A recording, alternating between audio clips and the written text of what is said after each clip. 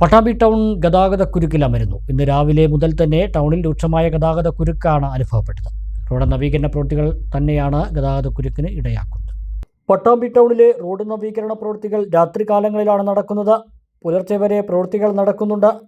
പട്ടാമ്പി കമാനം മുതൽ bus stand വരെയുള്ള ഭാഗത്തെ റോഡിൻ്റെ ഉപരിതലം പൊളിച്ചു മാറ്റിയുള്ള പ്രവൃത്തികളാണ് നടക്കുന്നത്. റോഡ് നവീകരണ പ്രവൃത്തികൾ ടൗണിനെ ഗതാഗതക്കുരുക്കിൽ അമർത്തുകയാണ്. അതിരാവിലെ മുതൽ തന്നെ ഗതാഗതക്കുരുക്ക് രൂക്ഷമാണ്.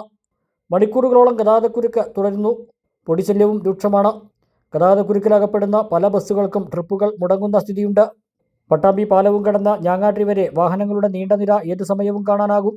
റോഡ് നവീകരണ പ്രവൃത്തികൾ ഈ മാസത്തോടെ തന്നെ പൂർത്തിയാക്കാനാണ് അധികൃതർ ലക്ഷ്യമിടുന്നത്.